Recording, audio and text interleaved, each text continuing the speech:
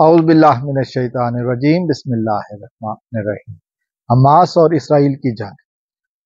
اسرائیل اور فلسطین کی جنگ، یہ ہے آج کا موضوع۔ جیسا کہ ہم نے دیکھا کہ حماس نے جب اسرائیل کی جارحیت کا بھرپور انداز میں جواب دیا تو اس کے بعد حماس کی مخالفت میں اور اسرائیل کی حمایت میں جو عالمی طاقتیں میدان عمل میں آئیں، ان میں سے پہلا قدم برطانیہ کے وزیر داخلہ کی وہاں پر موجودگی تھی جب وہ اسرائیل پہنچے، اور اس کے بعد پھر امریکہ کی حمایت۔ امریکہ نے 2 دفعہ اقوام متحدہ میں اس حوالے سے اسرائیل کے حق میں قرارداد، اسرائیل کی مذمت میں قرارداد کو ویٹو کیا،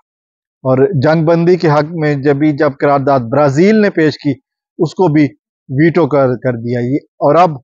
یہ دیکھا گیا ہے کہ امریکہ نے وہاں پر پھر بحری بیڑے بھی بھیجنے شروع کر دیے، فوجی بیڑے، اور کہا گیا کہ یہ صرف اسرائیل کی حمایت نہیں ہے بلکہ ایران کی طرف سے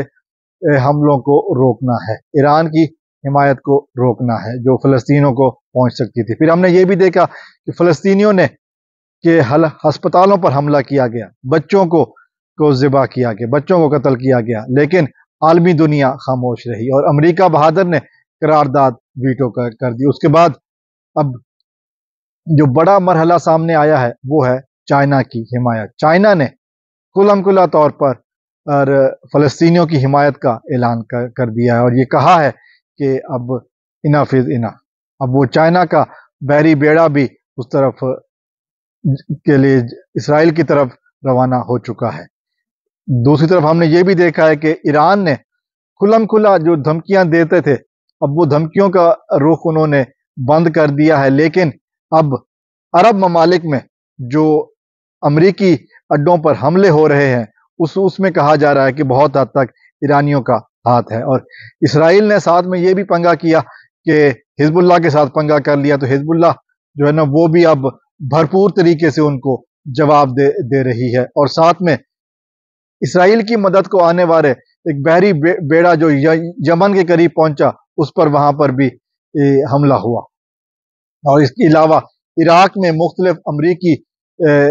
اڈوں پر حملے مسلسل ہو رہے ہیں۔ اس بات کا ثبوت ہے کہ اب یہ عالمی جنگ کی طرف ہم جا رہے ہیں، اور یہ جنگ اگر کوئی سمجھتا ہے کہ جلدی ختم ہوگی تو بہت مشکل ہے، کیونکہ اب چائنا آ چکا ہے اور چائنا نے بھرپور طریقے سے فلسطینیوں کی حمایت اور حزب اللہ کی حمایت کا اعلان کیا ہے۔ تو یہ وہ آج کی بات کرنی تھی کہ آج ہم نے یہ بھی دیکھا کہ اب چائنا کی طرف سے جو ہے نا وہ انوالومنٹ ہو رہی ہے۔ جیسا ہم نے دیکھا پہلے کہ جب عراق کی جنگ